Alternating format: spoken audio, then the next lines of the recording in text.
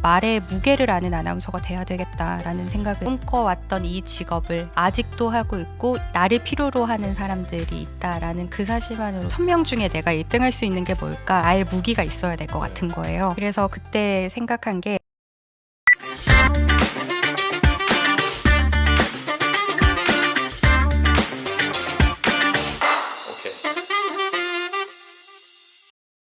평범한 사람들의 특별한 이야기, 성공한 스푼 팟캐스트 10번째 에피소드를 시작합니다.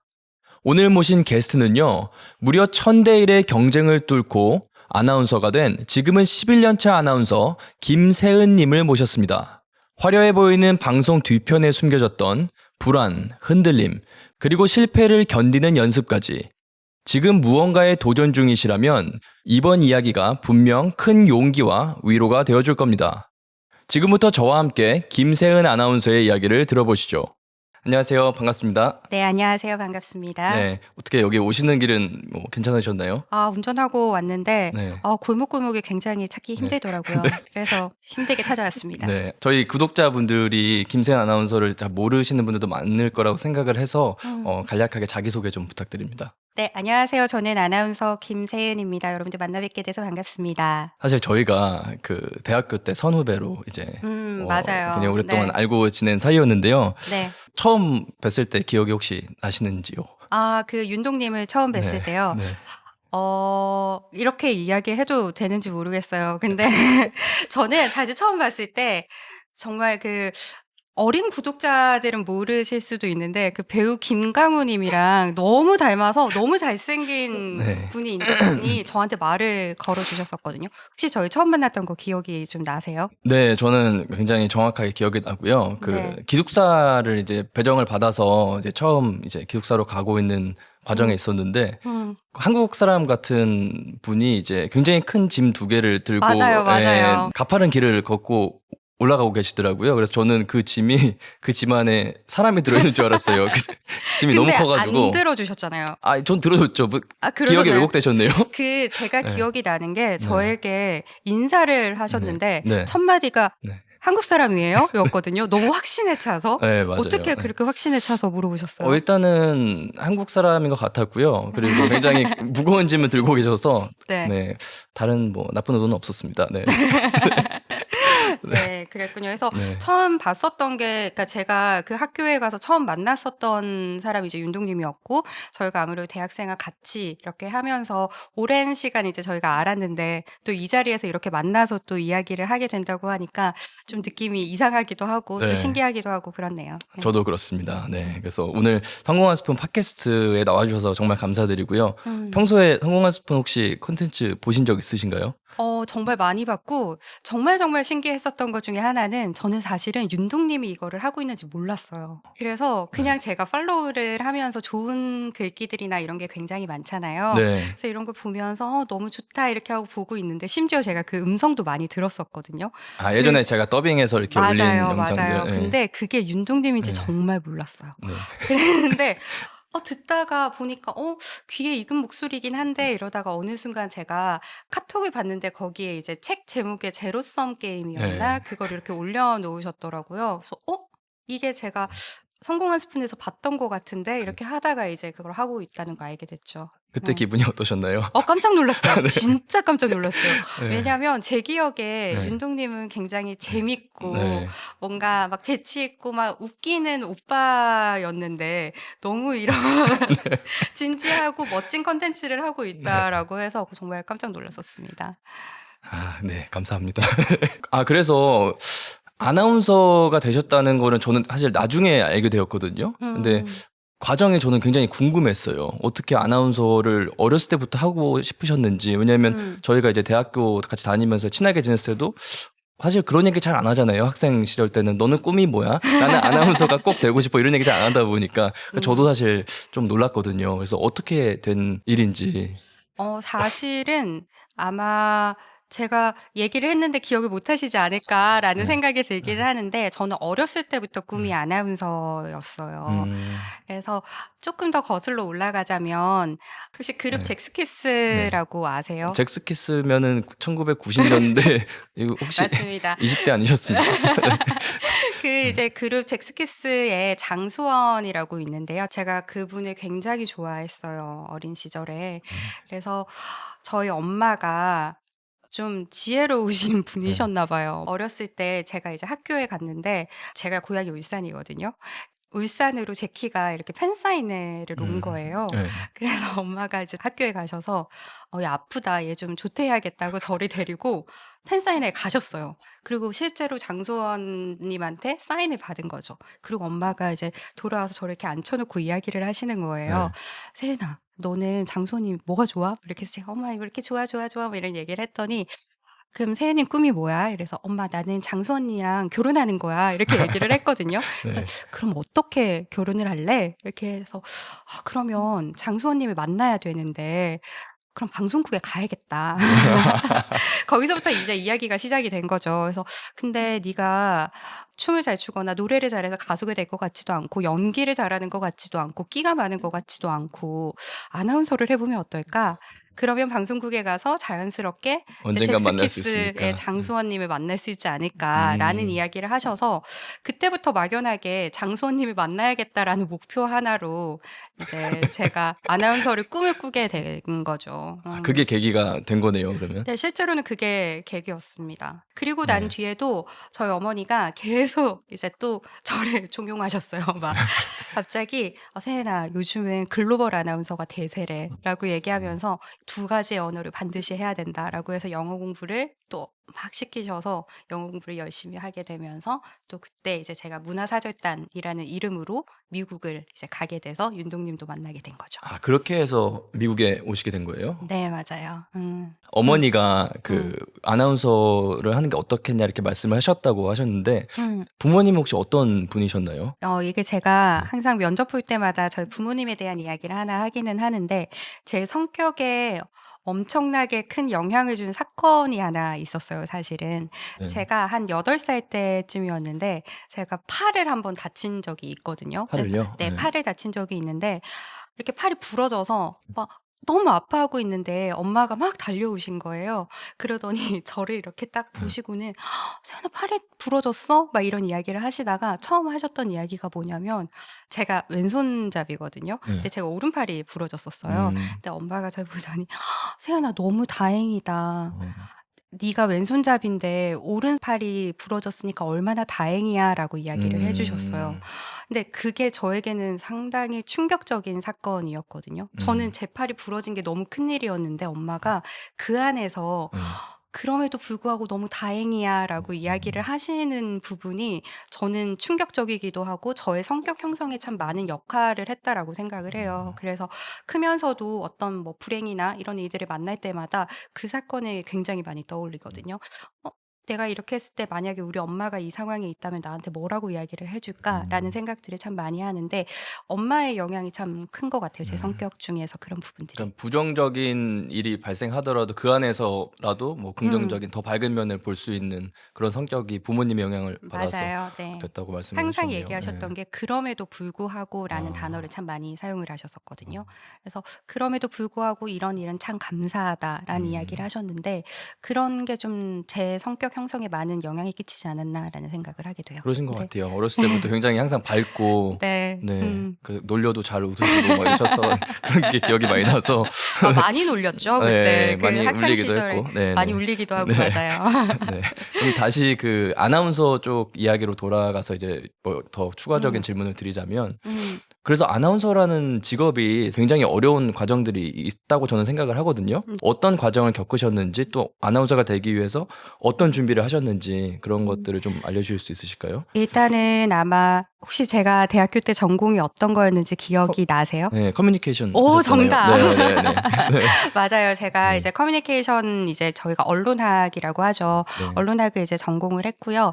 한국에 이제 들어와서는 저희가 아카데미라고 부르는 곳이 있어요. 그리고 윤동 님이 기억하실지 모르겠는데 제 목소리가 좀 변했거든요. 대학 다닐 때는 좀 아투라고 해서 어린 아이들이 쓰는 말투라고 해서 좀 앵앵거리는 목소리를 이렇게 쓰면서 좀 아이처럼 이야기를 했었다라고 하면 네.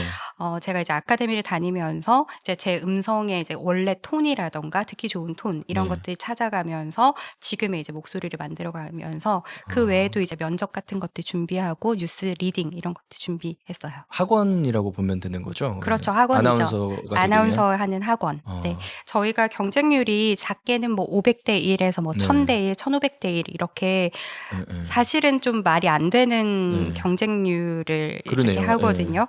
그러다 보니까 이게 혼자서 준비하기는 참 쉽지가 않은 부분들이 많아요. 그래서 이제 학원들이 참 많이 있어요, 현재에도. 그래서 그런 학원에서 도움을 많이 받았습니다. 그러면은 이게 면접을 보는 건가요? 아니면은 뭐 필기 시험 같은 것도 있나요?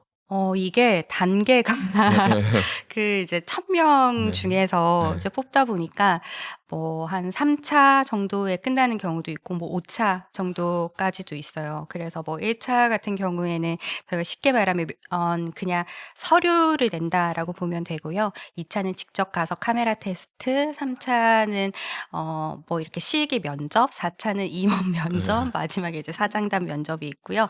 중간에 뭐 이제 또 필기 시험이 끼어 있는 방송국도 있고요. 그러면은 이렇게 아나운서 되신 분들은 보통 여러 번 시도를 이렇게 하는 편인가요? 아니면 한 번에 이렇게 붙는 분들도 있나요? 물론 한 번에 붙는 분들도 종종 있어요. 네. 뭐 있긴 한데 저희가 어마무시한 경쟁률이잖아요. 그러다 보니까 한 번에 붙는 게 쉽지가 않아요. 저는 이제 제가 아나운서를 준비를 이제 했었는데 그때 저희 같은 반 친구가 있었어요. 그랬는데 제가 아나운서가 되고 한참 다 하다가 이제 특강을 하러 저희 아카데미에 갔거든요. 그때가 가르치러 가셨다는 한 말씀이시죠? 6년 후쯤에 네. 아카데미에 다시 갔는데 네. 그때도 그 학생이 계속 다니고 있더라고요, 그 아카데미에. 그러니까 친구들이 보통 1년, 2년 만에 끝나지 않은 경우도 참 많고요. 몇 년씩 걸리면서 준비하는 시험이라고. 그래서 저희가 언론고시라고 부르거든요. 그 정도로 쉽지 않은 시험인 것 같아요. 대부분의 그런 지망생들이 그러니까 아나운서가 되기 위해서 똑같은 목표와 꿈을 가지고 이렇게 달려나간다는 말이죠, 앞으로. 맞아요. 준비도 하고. 근데 네. 그게 정말 쉽지 않은 것 같아요. 그러니까 될지 안 될지 모른다는 그런 불확실함을 이제 갖고서도 하루하루 이렇게 준비하고 최선을 다한다는 것 자체가 네. 정말 대단한 일 같습니다. 예. 그게 가장 힘든 것 같아요. 그 불확실성이라고 지금 이야기를 해주셨는데 네. 그게 가장 견디기 어려운 것 같아요. 내가 될지 안 될지 모르는 그 상황이 계속해서 이어져 나가는 거잖아요. 그쵸, 언제 그쵸. 내가 합격할지도 모르는데 근데 너무 하고 싶기는 하고 그래서 그 상황을 친구들이 가장 어려워하더라고요. 저 역시도 가장 힘들었고요. 그 지금 아나운서님이 말씀해 주시는 거를 들으면서 또 생각이 난 게 비단 아나운서 분야뿐만이 아니라 뭐 축구 선수도 그렇고 사실 손흥민 같은 선수가 나오기는 정말 쉽지 않잖아요. 근데 네. 그럼에도 그거를 선택함으로써 포기해야 되는 굉장히 많은 것들이 있을 것 같은데 음. 그런 거를 이제 견디는 뭐 방법이나 뭐 그 과정 자체를 즐길 수 있는 그런 부분에 있어서는 어떻게 생각하세요? 그 과정을 어떻게 버티냐라고 하셨는데 원동력이라고 네. 표현을 해야 될 것 같은데 그 원동력이라고 하면 사실은 그냥 '이 방송을 하고 싶다. 아나운서가 되고 싶다.' 그거 하나밖에 없는 것 같아요. 그 어떠한 다른 보상이나 이런 것들은 전혀 존재하지 않는 것 같고요. 친구들은 다 하나의 목표거든요. 그냥 '아나운서가 되고 싶다. 뉴스를 하고 싶다.' 그냥 그 목표 하나로 사실 저희가 면접을 보러 가면 계속 탈락하는 건데 이 탈락이라는 거 자체가 사실 거절당하는 거잖아요, 그쵸, 그쵸. 누군가에게로부터. 그 과정을 이겨낼 수 있는 힘은 사실 정말 '내가 이 일을 하고 싶다.' 그거 하나밖에 없는 것 같아요. 그러면 김세현 아나운서님께서는 시험을 한 번에 합격하셨나요? 그랬으면 너무 좋았죠. 네. 아쉽게도 그러지는 못했고요. 네. 저도 굉장히 많이 시험을 봤었던 것 같아요. 뭐 몇 번이다라고 정확히 기억은 나지는 않는데 꽤 많은 시험을 봤었고 많이 울었고요. 많이 힘들었고 때려치워야지, 그만해야지 그런 를 생각하신 적도 있었고. 수도 없이 많이 이 마음을 먹고 이제 네. 그만해야지 그러면서 또 다시 일어나서 하고 그랬었던 것 같아요. 그러면 네. 또 이제 궁금한 게 첫 번째 실패를 했을 때 어떠셨어요? 당연히 되실 줄 알고 맞아요. 가셨는지. 예. 저는 어렸을 때부터 이제 아나운서를 꿈꿨잖아요. 그러다 보니까 제가 이제 미국에서 한국 들어오자마자 아카데미의 이제 존재도 모르고 그냥 면접을 보러 갔어요. 근데 너무 재밌게도 저는 제가 붙을 줄 알았어요. 난 해낼 수 있어 이러면서. 저는 예. 뭐 그렇게 많은 사람이 와도 나는 너무나 아나운서가 되고 싶었던 사람이었고 미국에서 열심히 공부를 했고 '나는 네. 붙을 거야.'라고 생각을 했는데 떨어진 거예요. 당연히 떨어졌겠죠. 뭐 시험 어떻게 보는지도 모른 채로 면접을 보러 갔으니까. 그래서 첫 면접을 보고 아이러니하게도 저는 그 시험이 떨어지자마자 바로 포기해 버렸어요. 너무 상처가 컸나요? 그렇죠. 어. 그러니깐 사실 뭐 20대 초중반에는 저희가 살면서 누군가에게 거절당한다라는 거 자체가 쉬운 경험은 아니잖아요. 그쵸. 네. 근데 너무나 내가 원했던 일이었고 내가 시험 봤을 때 나는 붙을 줄 알았는데 떨어졌다는 게 받아들여지지가 않더라고요. 그래서 저는 그냥 뒤도 안 돌아보고 첫 시험에 떨어지자마자 네. 바로 대학원으로 도피를 했어요. 대학원으로요? 네. 이제 그냥 '아 나 아나운서 안 할 거야.' 그냥 음. 시험 한 번 딱 보고 '나는 이 길이 아닌가 봐.' 하고 바로 접고 대학원으로 도피를 했어요. 근데 음. 도피라고 말씀하셨는데 네. 대학원은 뭐 어떤 전공으로? 네. 재밌게도 또 네. 언론학을 갔어요. 그러면 포기를 완전히 하신 건 아니네요. 그죠?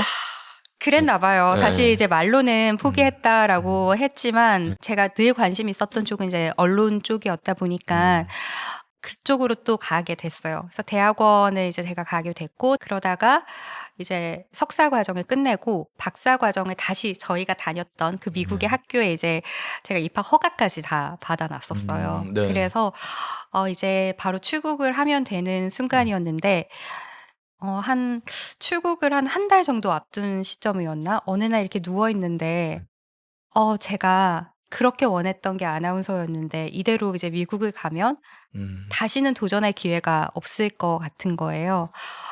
그래서 '이거 다시 해 봐야겠는데?'라는 생각이 들었어요. 네. 근데 그때가 이미 저는 나이가 29 이었거든요. 29 이요? 네.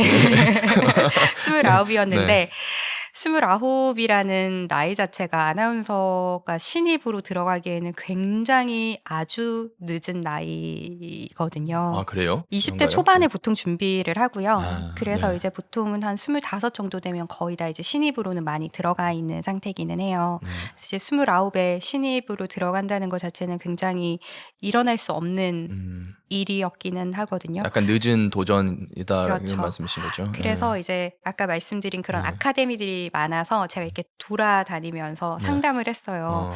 그랬는데 어 그냥 선생님들이 이제 언론학을 공부를 했으니까 네. "기자를 하는 건 어떻냐. 너무 늦었다." 이런 이야기들을 많이 하셨어요. 음. 그래서 '이거를 어떻게 해야 되지?'라고 고민을 하다가 마지막으로 찾아간 아카데미에서 그 상담을 해 주셨던 실장님이 그런 이야기를 하시는 거예요. "안 될 것 같대요. 29에 신입이 아나운서가 되는 걸 본 적이 없다."라고 하시더라고요. 그런데 "꼭 하고 싶으면 한번 해 봅시다."라고 이야기를 했는데 그게 참 뭔가 진솔하게 다가와서 그때 이제 등록을 하게 됐고요. 그때부터 이제 정말, 정말 질주를 하면서 달리면서 이제 다시 준비를 해서 또 계속 그렇죠. 그 네. 과정을 다시 겪으신 거네요, 그러면? 그 과정을 겪었다라고 표현하기는 좀 그런 게 25살 때는 겪지도 않았어요. 그냥 한국에 들어오자마자 이렇게 TV를 보는데 네. 이렇게 TV 밑에 SBS 신입 사원 모집 이렇게 있잖아요. 그래서 네. 저기 뽑나 본데?' 이러면서 그냥 네 하셨구나. 그냥 이렇게 동네 가서 이렇게 증명사진 찍어서 붙여서 네. 내서 아. 이렇게 했기 때문에 전혀 준비를 하지 않았던 상태였었고요. 그럼 제대로 된 도전은 그때가 그때 처음 시작을 한 거죠, 아. 29에. 그래서 상당히 늦은 나이에 이제 아나운서를 준비를 하게 되었어요. 그렇게 준비를 해서도 몇 번 떨어지셨나요? 아니면은 많이 떨어지죠. 이제 아. 거의 서류에서부터 안 네. 되죠. 이제 나이가 너무 많다 보니까 아. 당연히 안 되는 거였고 네. 그래서 저는 이제 그때 이제 제가 엄마한테 약속을 했거든요. "엄마 내가 딱 1 년만 해 보겠다. 1 년만 나를 지지해 주세요."라고 이야기를 했어요. 네네. 그래서 아카데미에 가서 1년 동안 하면서 '내가 1000 명이 와도 이길 수 있는 게 뭘까? 나이도 제일 많을 거고 그렇다고 내가 1000명 중에 제일 예쁘지도 않을 거고 학벌이 제일 좋지도 않을 거고 1000명 중에 내가 1 등 할 수 있는 게 뭘까?'라고 고민을 좀 해 봤어요. 나의 무기가 있어야 될 것 같은 네. 거예요. 그래서 그때 생각한 게 연습량이었어요. 내가 뉴스를 연습하는 시간만큼은 1000 명이 와도 '내가 1 등 할 수 있을 만큼 열심히 해야겠다.'라고 생각을 그 했고요. 노력에 대한 그런 확신이 있으셨네요. 맞아요. 그래서 자신감이라는 게 "윤동님 지금 자신감 가지세요." 이렇게 한다고 자신감이 생기지 않잖아요. 그쵸. 내가 예. 스스로 뭔가 나에게 자신이 있어야지 정말 자신감이 생기는 거거든요. 내 실력에 대한 자신감이 음. 있으려면 저는 노력밖에 없다라고 생각을 했고요. 음. 그래서 저는 그 당시에 하루에 한 16시간 정도 뉴스를 연습을 했었던 것 같아요. 야. 그래서 아침에 눈 네. 뜨면서부터 뉴스를 네. 보기 시작을 했고 하루 종일 뉴스 보고 뉴스 읽고 뉴스 신문 정리하고 자면서 '와 나 꿈에서 뉴스 했으면 좋겠다.' 이렇게 생각하면서 네. 잤고요. 눈 뜨면서부터 뉴스 소리를 들으면서 깼어요. 그래서 제가 그만큼 노력을 했던 만큼 저에게도 좀 자신감이 붙었고 그게 아마 '합격으로 좀 이어지지 않았나.'라는 생각이 들어요. 축하드립니다. 아유 감사합니다. 그렇게 네. 이제 열심히 네. 하셔서 네. 아나운서가 되신 건데 네. 첫 촬영 때도 혹시 기억나세요?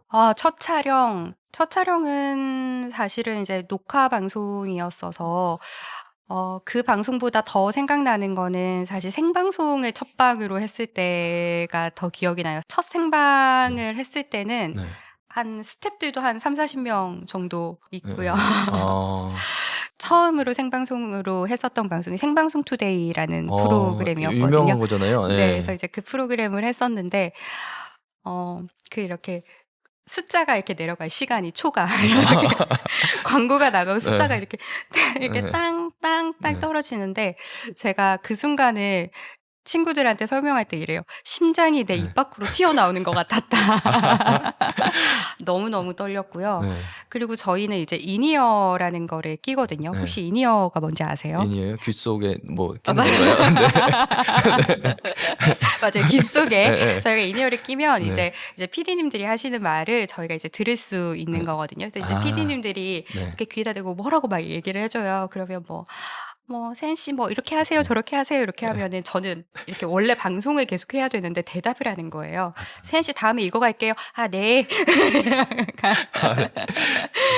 그런 식으로 생방하면서 방송 네. 사고도 너무너무 많았고요. 아, 그러면서 이제 그래요? 경험이 쌓여 나간 거죠. 그래서 아나운서라고 이제 하면은 사람들이 많이 또 궁금해할 만한 게 음. 연예인들을 또 많이 마주할 것 같아요. 그죠. 연예인분들을. 연예인 많이 보죠. 어떠셨어요? 처음에는? 연예인들 예, 만나셨을 때.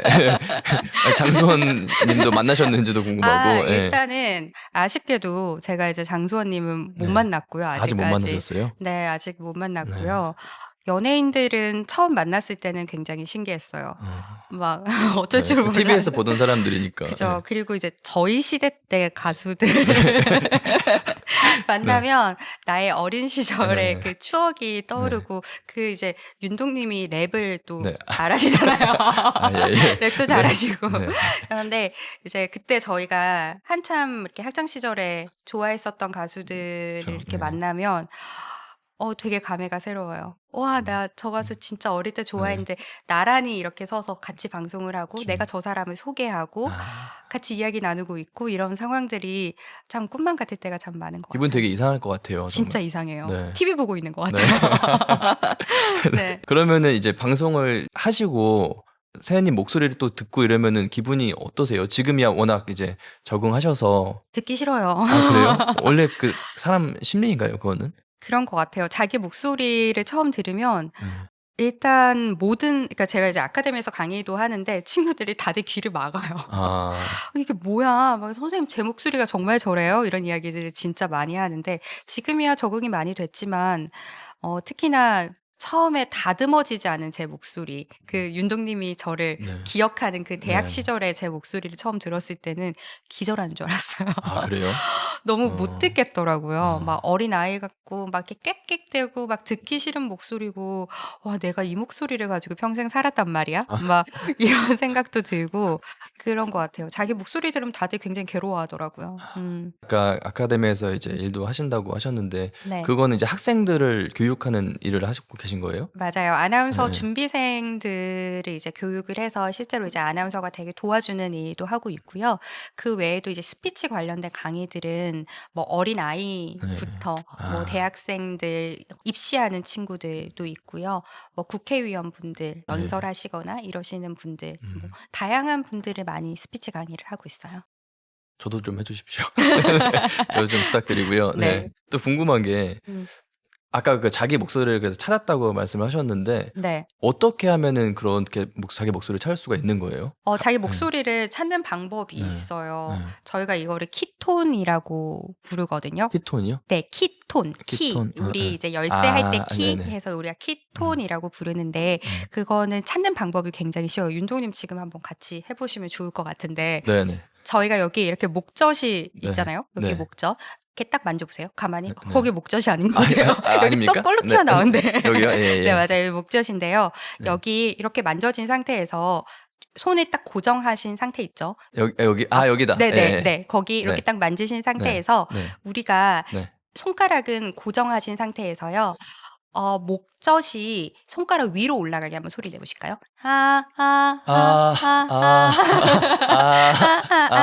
자, 그리고 네. 목젖이 딱 중앙에 와 있는 상태. 네. 그리고 목젖이 이 손가락 아래로 내려가 있는 상태로 손가락을 움직이시면 안 돼요. 손가락을 고정하신 네. 상태에서 이렇게 목젖이 이렇게 손가락 아래로 내려가 있는 상태가 있거든요. 그죠? 네. 그래서 이게 이렇게 우리가 소리를 내보면 지금 목젖이 움직이지 않는 상태가 있거든요. 내가 말을 할 때 아까 제가 말한 대로 여기 딱 중앙에 와 있는 상태에서 아랫배에 힘을 딱 주시고 네. 이야기를 하시면 저희가 이걸 키톤이라고 불러요. 그런데 대부분의 사람들은 사람 앞에 서거나 이야기를 할 때는요. 이제 손가락 위로 올라가요. 목젖이. 이 상태로 이야기를 하게 되거든요. 약간 상기되어 있는 상태로. 긴장돼서요. 맞아요. 이렇게 얘기하거나 아니면은 아예 목젖이 아래로 내려가서 안녕하세요 이렇게 이야기를 한다거나 안녕하세요 이렇게 이야기를 하는데요. 딱 이 중앙에 와 있는 상태에서 네. 이야기를 해야지 네. 내가 말할 네. 때도 굉장히 편하고요. 내가 내기 편한 소리가 남들이 듣기에도 가장 편한 소리다라고 보시면 되거든요. 그래서 제가 이때 이제 처음 가서 이 키톤을 찾는 연습을 했었는데 그때는 제가 이렇게 해봤더니 저는 목젖이 계속 위에서 있더라고요. 안녕하세요 막 이렇게 이야기를 예전에 했었죠. 말하던 맞아요. 그래서 이걸 찾고 나니까 제가 한번 녹화할 때 12시간씩 녹화를 해요. 뭐 10시간, 12시간씩 녹화를 하면 보통 이제 사람들이 어떻게 세은 아나운서는 목소리가 안 쉬어요. 그대로예요. 이런 이야기들을 많이 하는데 저희가 키톤 상태에서 이야기를 하게 되면은 목이 거의 안 쉬고요. 똑같은 상태로 저희가 이야기를 할 수 있는 그런 이런 장점이 있습니다. 꿀팁을 이거 유튜브에 올라가도 되는 거죠? 영업 비밀인 것 맞아요. 같아서. 예. 아니요. 이거 굉장히 많아요. 인터넷 괜찮습니까? 찾으면은 네, 키톤에 대한 이야기들은 굉장히 저도 많이 나와 오늘부터 있습니다. 이렇게 한번 맞아요. 해볼게요. 이렇게 딱 예. 중앙에 있는 상태에서 근데 아랫배에 힘을 주셔야 돼요. 아랫배에 힘을요? 네, 힘을 딱 주신 상태로 네. 이야기를 하시면 됩니다. 알겠습니다.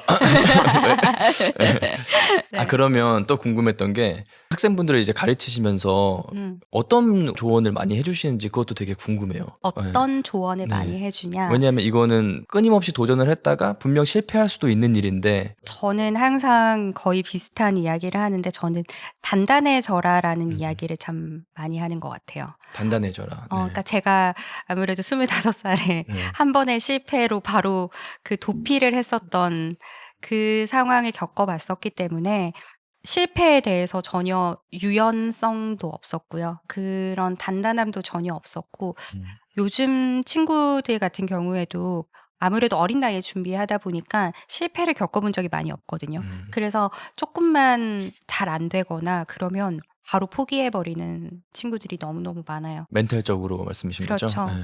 그리고 아무래도 보여지는 직업이잖아요, 저희가. 그러니까 네. 카메라 테스트라던가 이런 과정들을 거치면서 자존감이 너무너무 많이 낮아져요, 친구들이.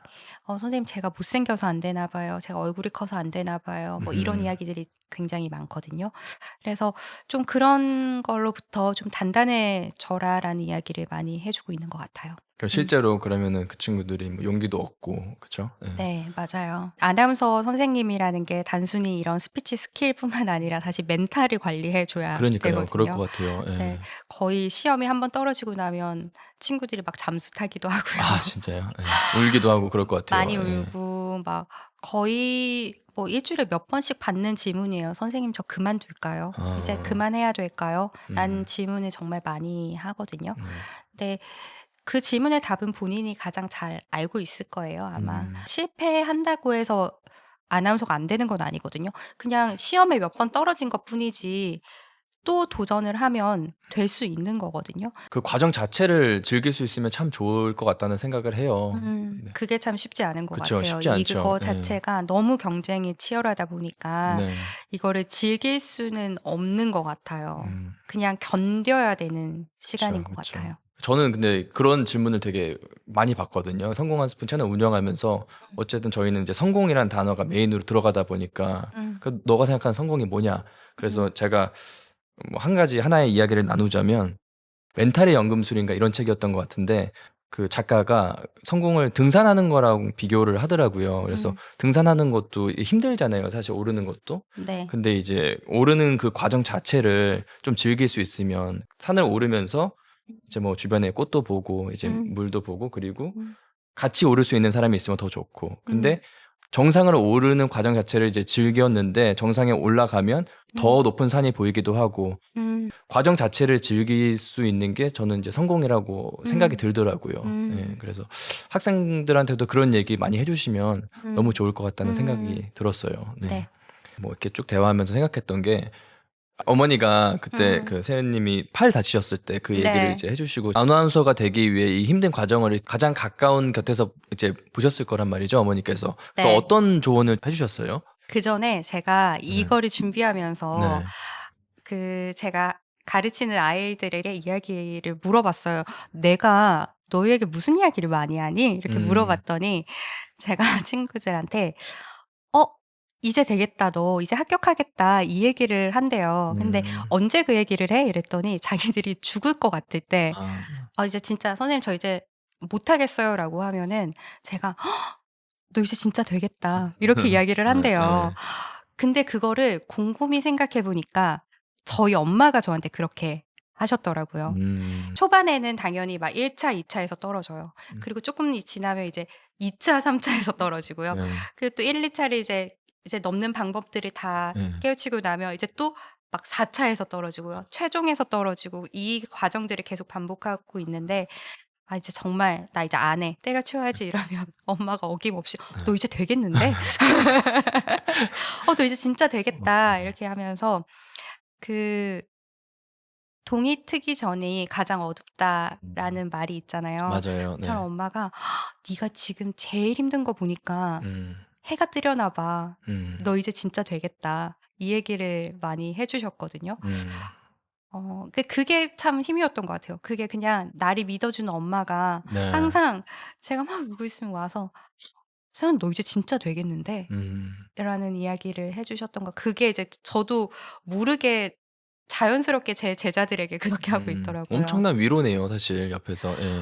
맞아요. 네. 그래서 근데 그 숨이 꼴깍 넘어갈 것 같은 순간이 있어요. 정말 네. 이제 제가 쉽게 표현했었던 것 중에 그냥 제 얼굴을 바닥에 쳐 박고 막 누가 문지르는 듯한 느낌이었어요. 그 정도로 나의 자존감도 떨어져 있었고 세상이 나를 싫어한다고 생각했고 나를 버렸다라고 생각을 하는데 그 순간에 그냥 "세은아 힘내. 세은아 너" 막 이런 말들이 아니라 "어 너 이제 되겠는데?" 음. 그 이유 없는 긍정의 네 말들이 네. 어떤 때는 정말, 정말 갑자기 큰 위로가 될 때가 음. 있더라고요. 그래서 네. 저도 그냥 똑같이 제 제자들이 정말, 정말 숨이 컥컥 막혀서 음. 애들이 막 숨이 넘어갈 것처럼 저한테 찾아와요. "선생님 저 진짜 이제 못할 것 같아요. 그만하고 싶어요 그만해야 이러면서. 될 것 같아요. 예. 저는 이 길이 아닌 것 같아요." 하면 제가 막 빵긋빵긋 웃으면서 얘기해요. "너 이제 되겠다. 이제 되겠는데 이제 진짜 해가 뜨려나 봐." 이렇게 얘기하면 또 애들이 "아 선생님 또 그 얘기야." 서 깨끗깨끗 음. 웃으면서 가거든요. 근데 그게 저희 엄마의 위로가 아니었을까 음. 싶어요. 네. 네. 조언에 대해서 제가 방금 여쭤봤는데 반대로 굉장히 상처를 주는 말을 들으시거나 그런 적은 있으신가요? 네. 있었죠. 제가 수업을 들어왔는데 안타깝게도 저랑 나이가 똑같으신 네. 선생님이 음. 들어오셨어요. 네네. 근데 그때 그분이 그러셨어요. 그냥 대놓고 나이가 너무 많아서 음. 안 될 것 같아요. 본인은 선생님인데. 예. 선생님인데 예. 그래서 저보고 남으라고 하더라고요, 수업 끝나고. 음. 그러고는 진지하게 학원비를 네. 환불을 받고 네. 다른 일을 하시는 게 낫지 않겠냐. 자기가 생각했을 때 "이거는 너무 불가능한 일이다."라고 이야기를 하셨는데 어 그게 저에겐 너무너무 큰 상처였었어요. 그 음. 당시에는. 그거 자체가 그냥 뭐 네가 뉴스를 못해서도 아니고 뭐 네가 뭐가 부족해 해서가 아니고 그냥 "나이가 많으니까 안 된다."라고 이제 규정을 하셨는데 그건 제가 어떻게 할 수가 없잖아요. 제 네. 힘으로. 뭐 제가 네네. 노력한다고 해서 되는 것도 음. 아니었잖아요. 그런데 그런 불가항력적인 이유를 들으면서 저한테 너무 확신에 차서 음. 안 돼요. 음. 그냥 안 되니까 환불 받으시고 아. 이제 "다른 일 하세요."라고 이야기했을 음. 때는 정말 큰 상처를 받았었던 것 같아요. 음. 그분도 참 되게 무책임하네요. 다른 사람의 인생을 그렇게 음. 네 본인의 한계점을 생각을 해 가지고 그렇게 단정 짓는다는 것 자체가 네. 근데 오히려 저는 그 말을 많이 생각했었어요. 그래서 '어 내가 언젠가 높게 올라가겠다.' 음. 그랬는데 정말로 네. 방송국에서 만났어요. 저를 기억을 다시는 못 하셨어요 그분은. 네네네. 그런데 이제 제가 가서 저 그때 네. 이런 이런 수업 들었었던 음. 누구입니다."라고 얘기했더니 너무 놀라시는 거예요. 음. 그래서 그냥 저는 그냥 그때 선생님이 너무 좋은 가르침 주셔서 음. 저는 이렇게 또 아나운서가 돼서 감사 인사 전하러 왔습니다. 이렇게 어떤 얘기 했는지는 기억을 못 하나요? 못 하시는 것 같아요. 어. 그래서 근데 그분 덕분에 저는 지금도 학생들이나 이제 제자들에게 말할 때 참 조심해서 이야기하려고 해요. 그쵸, 그쵸. 어 네. 그냥 정말 무심코 제가 음. 아무렇지 않게 던진 말들이 누군가에겐 상처가 될 수도 있다라는 생각을 늘 음. 하거든요. 그걸 겪고 나서 보니까 더 그렇게 생각이 맞아요. 나실 것 그 같아요. 예. 순간에 정말 견디기 힘든 음. 말이었었고요. 정말 그때는 그만두려고 그랬어요, 그 말 한마디에. 그래서 지금도 그 어려운 상황에 있는 친구들에게 말할 때는 정말 조심해야지. 내가 네. 이 말을 만큼은 하지 말아야지 하는 것들도 굉장히 많고요. 네. 예 그래서 저에게는 좋은 교훈이었던 것 같아요. 네. 음. 그리고 그 스피치 쪽 이렇게 말씀을 쭉 해 주셔 가지고 들었던 생각이 말의 힘을 경험했던 그런 순간들이 혹시 있으셨나요? 말의 네. 힘 말의 힘을 느꼈던 순간은 제가 통일부 산하에 남북통합문화센터라는 곳이 있어요. 네네. 거기에서 탈북민을 지금 한 6 년째 스피치 수업을 하고 있거든요. 음. 그래서 발음이나 억양 네. 같은 이제 부분들을 이제 제가 많이 봐 드리고 있는데 이제 저희가 한 5주 정도 수업을 해요. 그게 네. 끝나고 났는데 어떤 분이 네. 저에게 와서 그런 이야기를 하시더라고요. "선생님 제가 내 말이 바뀌면 내 인생이 바뀔 것 같아요. 근데 그 음. 일을 지금 선생님이 해 주셨어요."라는 이야기를 했었어요. 그때만큼 제가 이 일에 자부심을 가진 적이 없었던 것 같은데요. 어 우리가 흔히들 말이라는 건 굉장히 그냥 쓰는 거잖아요. 이게 뭐 그쵸. 말을 예. 생각하고 하는 사람은 거의 없고요. 대부분은 그냥 하죠. 그죠. 예. 그냥 하는 정말 공기같이 쓰는 이 말인데 이 말 때문에 누군가는 자기의 삶이 변하기도 하고요. 음. 이 말 때문에 불평등을 겪기도 하고 어려움을 음. 겪기도 하고 이 말 하나 바뀜으로써 '내 삶이 바뀔 수 있다.'라고 고백하는 사람들이 지금도 너무너무 많이 있거든요. 그래서 그때 참 '말의 무게를 아는 아나운서가 돼야 되겠다.'라는 음. 생각을 많이 했었던 것 같아요. 되게 감동적인 예 그런 예. 실제로 많은 탈북민들이 네. 이 말 때문에 차별도 많이 겪고 있고요. 음. 불평등도 굉장히 많이 겪고 있어서 네. 어려움이 정말 많으세요. 예. 그래서 이런 것들을 알려드리면서 뭐 단순히 예를 들어서 뭐 고등학생들에게 입시 면접을 네. 가르쳐 주고 아니면 뭐 대학생들 이런 분들에게 면접 같은 이제 그런 스킬 알려드리는 것도 굉장히 의미 있는 일이라고 생각을 하지만 또 이런 부분들도 아나운서로서 할 수 있는 정말 말의 힘을 느낄 수 있는 순간들이 아닌가라는 네. 생각이 들어요. 음. 실제로 아까 5주 말씀하셨는데 그런 네. 뭐 그 정도 배우면은 많이 이렇게 변화가 있으니까 그렇게 표현을 하신 거겠죠 또. 맞아요. 예. 5주 정도 있으면 조금의 변화는 있고요. 근데 네. 그분들이 계속 재수강하세요. 계속 이제 더 네. 배우고 또 배우고 싶으시고 그래서 싶다고 또 재수강하시고 또 네. 재수강하셔서 어떤 분은 네. 뭐 한 6번째 지금 재수강하고 계시는 분도 음. 있으시고요. 네. 그냥 굉장히 뭐 친해진 분들도 많으시겠어요. 너무 예. 친해져요. 그래서 예. 막 그 북한 음식도 예. 막 가지고 오셔서 쉬는 시간에 저희 네. 같이 음식도 이북 먹고요. 음식이랑 네. 예예. 그런 거 많이 먹으면서 이야기도 네. 많이 나누고 그러고 어. 있어요. 그럼 지금은 그 일에 대한 만족도가 그래도 굉장히 높으신 편이신가요? 일에 대한 네. 만족도는 너무 음. 크죠.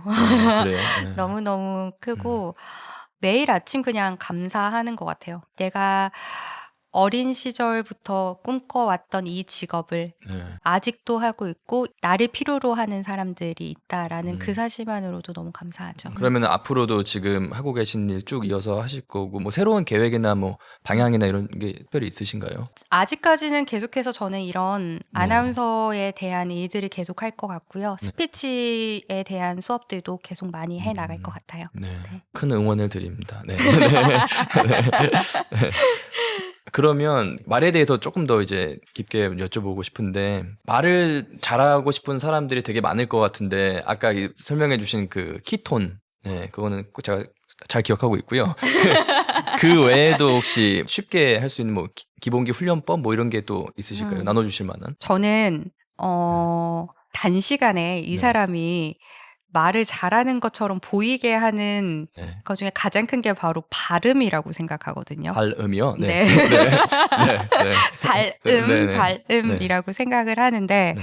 발음을 조금만 정확하게 해도 네. 굉장히 명확하게 들리거든요.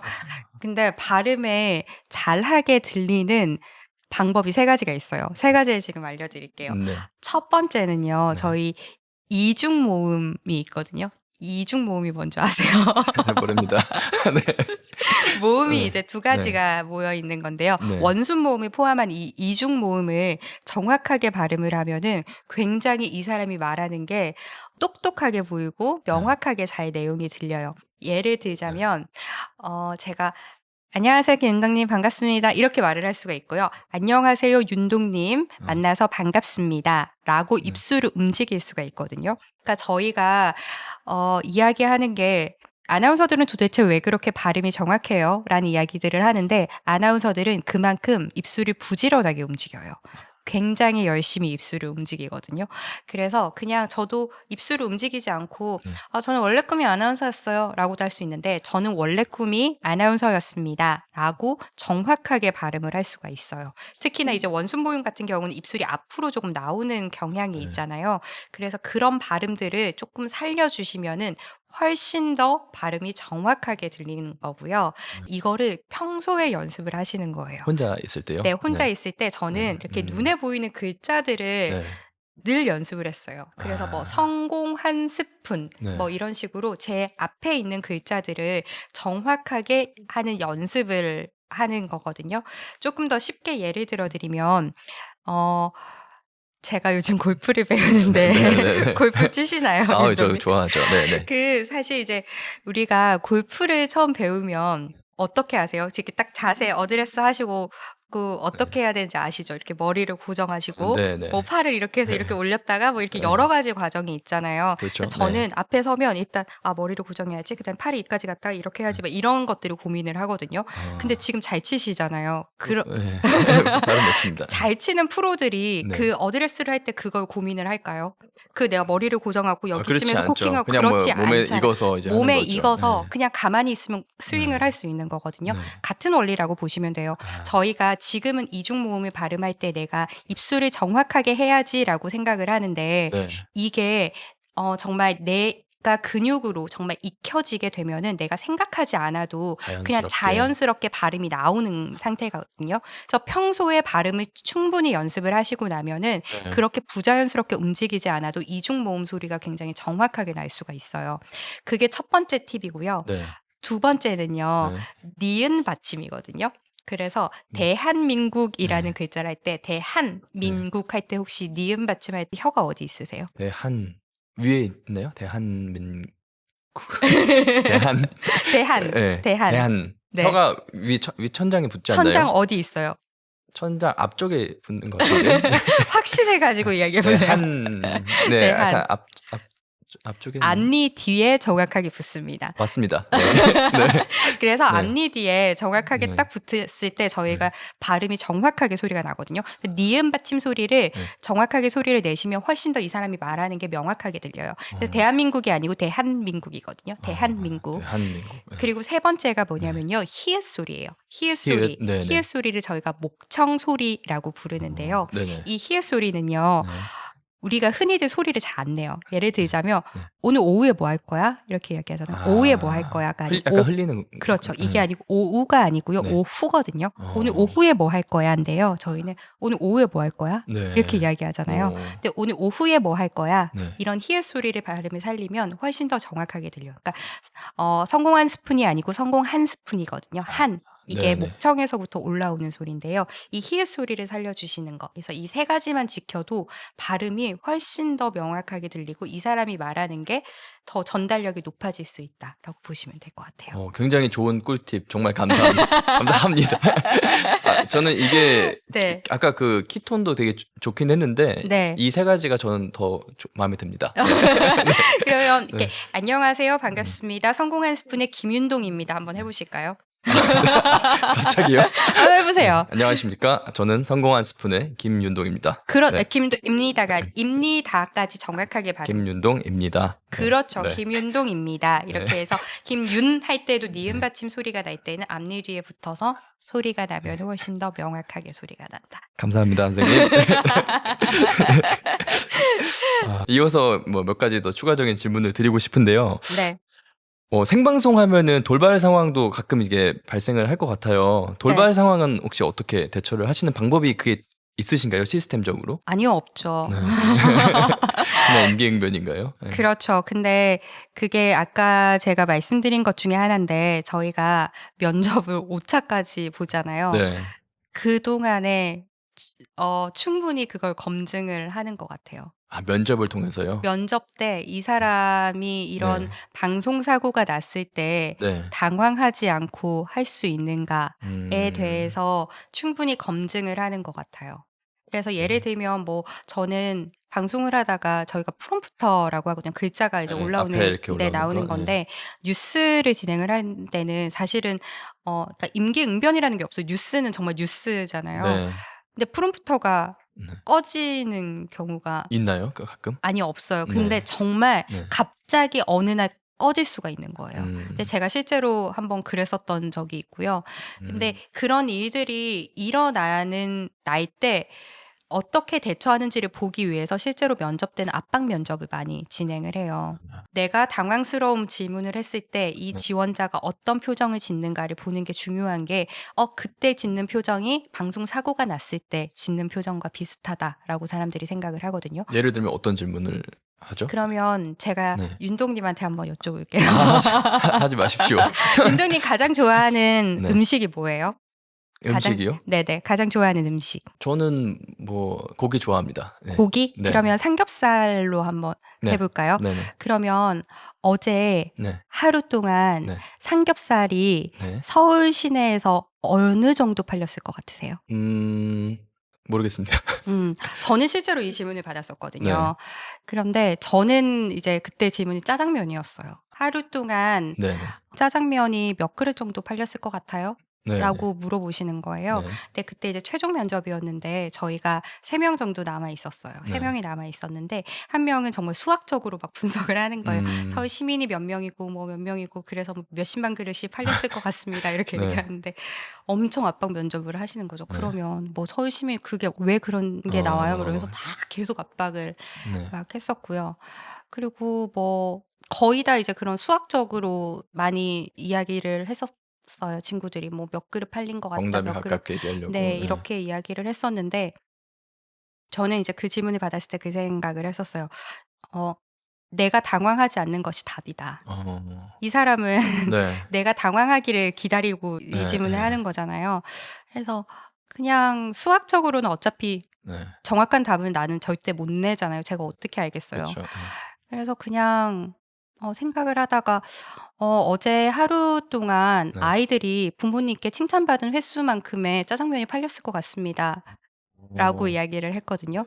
근데 그때 사실 심사위원분들이 굉장히 좋아하시고 이제 그때 제가 이제 최종 면접에 그걸로 이제 합격을 하기는 했었는데 절대 모를 것 같은 질문들을 막 하는 거죠. 네. 그런 과정들을 거치고 방송에 들어가기 때문에 저희들은 이미 그냥 이런 방송 사고에 대처할 준비가 되어 있는 상태에서 이미 투입이 된다. 이미 준비가 된 그렇죠. 상태에서. 그러니까 준비생일 때부터 네. 이런 것들을 준비를 하는 것 같아요. 네.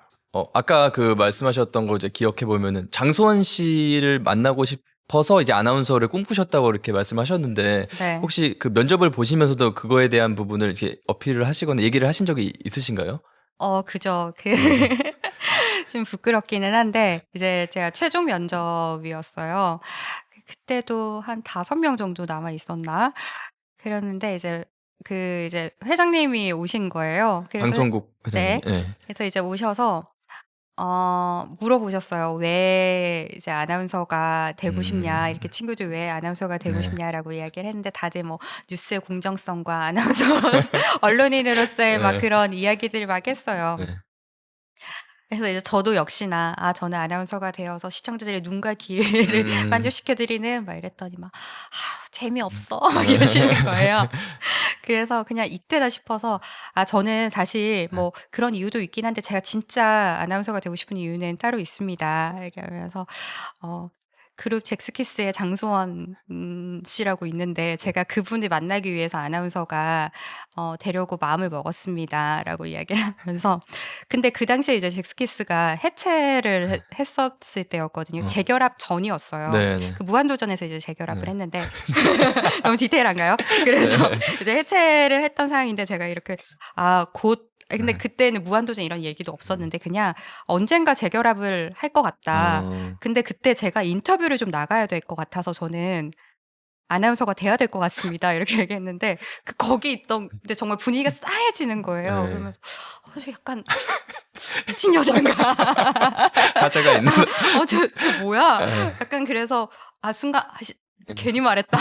망했다 분위기 이랬나요? 왜 예. 이렇지?' 예. 이랬는데 그게 좀 진솔하게 느껴졌나 봐요. 너무 음. 다 재미없다고 표현하긴 그렇지만 그렇게 예. 이야기를 했었던 상황에서 이제 저 혼자서 형식에 벗어난 이야기를. 이야기를 했더니 네. 그래서 이제 결국은 이제 제가 네. 합격을 했죠. 최종 아. 합격을 했는데 그러니까 어쨌든 네. 장수원 님 때문에 제가 아나운서를 꿈꿨고 장수원 님의 이야기로 아나운서도 됐어요. 아니 근데 네. 솔직히 뭐 번외긴 하지만 음. 지금도 굉장히 그러면은 마음에 품고 계신 거 아니에요, 맞아요. 장수원님을? 저 사모하고 있어요 예. 아직도. 아니 뭐 예.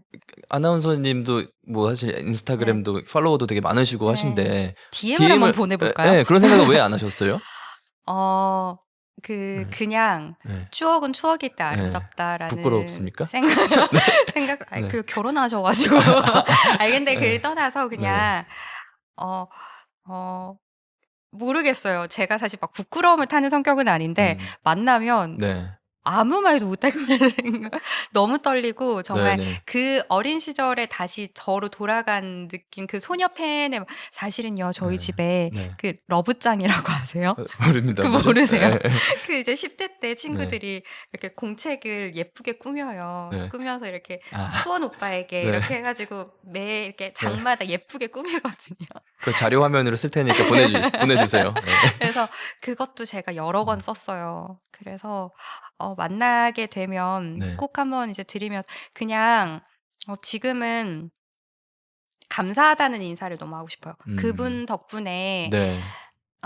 제가 아나운서라는 직업을 중학교 음. 때부터 그 직업을 꿈꾸게 되었고 그리고 저에게는 사실 원동력이었거든요. 음. 그냥 '이 사람을 만나야 되겠다.'라는 생각 하나로 제가 네. 이 시간들을 견뎌냈기 어. 때문에 한 번쯤은 그냥 네네. 어 "좋아합니다."라는 말 대신에 그냥 네. "고맙습니다."라는 이야기를 음. 꼭 전하고 싶어요. 네. 저기 네. 카메라 보시고요. 네. 네. 네. 안녕하세요. 근데 진짜 생각만 해도 약간 떨려서 제가 안 떨잖아요. 네. 제가 이렇게 편집해 드리겠습니다. 그러면 아나운서라는 직업이 음. 되게 화려한 직업이란 말이죠. 사람들이 보는 그런 시선이랑 실제로 아나운서로 이제 삶을 살아가는 그 현실이랑 음. 차이점이 좀 있다고 생각하세요? 말씀 주신 것처럼 굉장히 화려하고 네. 뭐 "반짝인다."라고 표현도 많이 해 음. 주시기는 하는데 네네. 저희는 그 보여지는 잠깐의 순간 외에 나머지 시간은 네. 어딘가에서 길을 잃은 상태로 네. 헤매이고 있다라고 저희는 생각을 음. 참 많이 하는 것 같아요. 그러니까 아나운서가 됐다 하면 사실 끝날 줄 알았어요 저는. 그냥 음. '아나운서가 된 이후부터는 나의 음. 인생이 탄탄대로일 거야.'라고 네. 생각을 했는데 아나운서가 되어서도 또 아나운서들끼리의 경쟁이 있고요. 또 다른 방송국으로 또 이직이 있고요. 그 안에서의 또 프로그램을 위해서 또 경쟁을 해야 되고 저희는 개편도 있고 늘 이렇게 계속 뭔가 검증해 나가야 되는 시간들이 이어지잖아요. 네. 그러다 보니까 그 나라는 사람을 보여주기 위해서 스스로 가꿔야 되고 스스로 네. 뭔가 증명하기 위한 시간들을 보내고 있는 것 같아요. 항상 좀 어느 정도 긴장을 하고 사는 거네요. 어떻게 보면은. 그죠? 맞아요. 예. 늘 그 잠깐의 시간 동안 예를 들어서 이렇게 뭐 저희가 행사를 하는데 30분 행사를 한다고 하면 그 전에 나오는 뭐 대본 같은 경우가 제가 얼마 전에 했었던 1시간 행사의 대본이 한 20장 정도 오더라고요. 네네. 그러면 그 20장의 대본을 뭐 완벽하게 외우진 않지만 대충 그거에 대해서 다 숙지를 하고 공부를 하고 그 회사에 대해서 공부를 하고 이 프로젝트는 뭔지에 대해서 공부하고 늘 그렇게 헤매고 있다가 이제 딱 그 잠깐의 그 한 30분, 1시간 딱 하고 내려오는 거. 방송도 마찬가지고요. 뭐 대본이 오면은 진짜 밤새도록 그거에 대해서 외우고 공부하고 그리고 잠깐 가서 보여주고 또 내려와서는 또 그거를 공부하는 고 검증하는 그런 시간들을 거치고 있어서 사실은 정말 저는 아나운서가 되고 나면 이제 편하겠다. 네. 준비하는 과정이 너무 네. 힘들었으니까. 네네. 근데 여전히 시간이 한참 지나도 여전히 그 시대와 크게 다르지 않은 것 같아요. 늘 그 비슷하게 헤매이고 있고 뭘 해야 될지 모르겠고 또 검증해야 되고 나를 또 보여줘야 되고 이 사람들이 날 찾지 않으면 어떻게 해야 되지? 이런 걱정도 것들에 하시고. 대한 예. 걱정도 늘 있고 음. 개편 때 어떡하지? 이런 생각들 늘 하고 있는 것 같아요. 근데 이제 그럼에도 불구하고 만족하신다고 아까 말씀을 하셨는데 네. 그런 과정 자체를 지금은 이제 즐기고 계신 건가요? 그렇죠. 네. 그래서 제가 단단해져야 된다라고 음. 이야기한 게 저는 아나운서를 준비하면서 제가 얻은 가장 큰 것 중에 하나는 그 실패로부터의 단단해짐이라고 생각을 했어요. 첫 실패에서는 정말 뒤도 돌아보지 않고 도망쳤었다라고 한다면 지금은 누군가가 저를 거절하는 거에 대해서 조금 더 의연해지고 내가 실패하는 거에 대해서 예전에는 도대체 왜 이런 일이 나에게 일어나지? 어떻게 그럴 수 있지? 라고 했다면 지금은 '그럴 수 있지. 뭐 그럴 수 있어.'라는 마음가짐으로 좀 변한 것 같아요. 제가 얻은 가장 큰 교훈이기도 하고요. 삶의 철학이 될 수도 있는 거네요. 네. 그렇죠. 이게 아직도 뭐 멀었지만 정말 단단해져 가고 있는 과정인 것 같아요. 그러니까 배워나가는 과정인 또 것 이제 같아요. 학생들한테도 가르쳐 주고 싶은 부분일 것 같기도 하고요. 그쵸? 맞아요. 네. 네. 방송하기 전에 뭐 어떻게 따로 뭐 하는 행동이나 준비하는 그런 게 뭐 루틴이라든지 그런 게 따로 있으신가요? 네. 사실 너무 떨려서요. 네. 뭔가를 생각한다는 것 자체가 너무 불가능한 상황이기는 해요. 이게 뭐 방송들마다 다르긴 하지만 뭐 제가 이제 경남 SBS에 있을 때는 저희가 가시청자라고 하는데 이게 네. 가시청자 그러니까 저희 방송이 나가는 그 가구가 800만 가구거든요. 네. 그러면 제가 하는 방송이 800만 가구로 네. 나가는 거잖아요. 네네. 그냥 너무너무 떨리는 일이고요. 네. 사실은 이 방송을 들어가기 직전에는 아마 해 보셔서 지금 해 보셔서 잘 아이 아실 것 저희는 같은데 뭐 예. 머리가 새하얘져요. '내가 네. 그냥 이거를 잘 해내야지.'라는 생각밖에 없는 것 같고요. 앉으면 정말 정신이 없어요. 막 PD님들도 막 왔다 갔다 하고 FD 분들 막 다니시고 막 메이커 선생님 오셔서 막 해 주시고 패널분들이 또 네. 오시면은 패널분들을 다 챙겨야 되거든요, 저희가. 그래서 이제 제가 또 OBS에서 이제 또 다른 프로그램을 하나 한 적이 있는데 그때는 패널분들이 매회 이제 4 분, 5 분씩 나오셨어요. 그러면 그런 분들이랑 방송 전에 네. 또 이게 티키타카가 잘 돼야지 실제 방송에 들어갔을 때 방송이 잘 나오거든요. 아이스 브레이킹 같은 것도 해야 네. 되죠. 그래서 예. 저는 슈퍼 아이인데요. 네. 그럼에도 불구하고 이 방송국 이 지금 촬영 현장을 제가 잘 이끌어 나가야 된다. 이 생각 하나 때문에 사명감을 앉아서 예. 정말 직전에는 모든 패널들에게 말을 걸어요. 막 어떻게 뭐 전문가님 이번 주 어떻게 보내셨어요? 뭐 하셨어요?부터 시작을 해서 한참 이야기를 나누고요. 네. 그러면서 이게 좀 잘 풀리고 나면은 방송 실제로 이렇게 들어갔을 때 훨씬 더 편안한 분위기에서 방송이 잘 음. 되거든요. 그래서 저의 루틴이라고 하면 그 아이의 저의 성향을 깨부수는 억지로라도요? 그럼요. 저는 어. 아시겠지만 네. 이렇게 막 먼저 사람한테 다가가서 대화하고 네. 이러는 거 좀 어려운 사람인데 네. 일단 들어간과 동시에 문 열면서부터 슈퍼 이제 E로 변신을 하죠. 들어가서 그 진행자가 네. 그 방송 환경의 분위기를 좌우하거든요. 그런데 아무래도 이제 전문가분들이나 이런 패널분들은 이런 방송 환경이 네. 좀 압도되잖아요. 그쵸. 무섭잖아요. 막 네. 이런 카메라도 처음이다 굉장히 보니까. 많고 네. 그러다 보니까 이제 얼어 있으신 분들도 많으셔서 풀어드려야 되고. 네, 그래서 네. 방송 전에는 거의 가서 이제 그런 분들이랑 이야기하고 이렇게 음. 풀고 그리고 이런 질문해도 괜찮아요? 이런 이야기들을 많이 풀고 그러는 것 같아요. 네. 주로. 네. 저는 2인데도 매번 이렇게 힘들더라고요. 사실은 저희는 이제 편집도 하고 막 이러는데. 예. 네네. 너무 잘하시던데요. 아유, 제가 아니에요. 이제 저, 팟캐스트 다 예. 봤는데. 네. 오늘이 근데 10번째인데 촬영 한 2, 3일 전부터 막 배가 아파요. 그냥 막 스트레스도 좀 받고. 사실은 근데 그거는 제가 항상 생각을 하죠. 어차피 내가 주가 아니다. 나는 이제 게스트분에 대한 인사이트나 이런 거를 이제 잘 전달만 하면 된다. 좋은 질문을 하면 된다. 이렇게 하는데 그럼에도 불구하고 계속 이제 걱정이 되더라고요. 네. 근데 오늘은 어떤 거 같으세요? 오늘요? 아까 그 삼겹살 질문만 안 빼고는 나름 괜찮았습니다. 네. 네. 그래서 저희가 이제 팟캐스트 마지막 부분으로 이제 향해 가고 있는 것 같은데 저희 그 채널 이름도 성공 한 스푼이잖아요. 그래서 제가 항상 이제 게스트분들 오시면 여쭤보는 것 공식 질문. 네, 공식 질문. 네, 보셔서 아시겠지만 그래서 네. 성공이라는 단어를 이제 떠올리시면 세은님한테는 성공이 어떤 의미로 이제 떠오르시는지.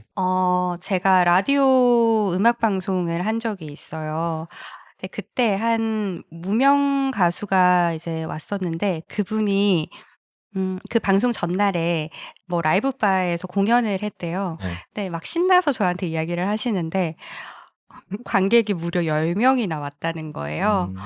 와, 제가 공연을 했는데 관객이 지금까지 공연한 것 중에 가장 많이 왔어요. 그러면서 제가 마치 성공한 가수가 된 기분이었어요.라고 이야기를 하시더라고요. 그러고 난 뒤에 며칠 뒤에 좀 유명하신 가수분이 오셨어요. 그분은 팬덤도 굉장히 두꺼우신 분이셨고 그분이 대표하는 곡도 굉장히 많으신 분이었어요. 그래서 이제 음악이 나가는 동안 제가 "와, 이런 분 제가 만나게 돼서 너무 영광이에요."라고 말씀을 드렸는데 그분이 웃으면서 "아유, 제가 무슨 저 연말에 상도 하나 못 타는데 저는 실패한 거죠." 이렇게 이야기를 하시더라고요. 네네. 그때 처음으로 그 성공이라는 거에 대해서 좀 깊게 생각을 해 봤던 것 같아요.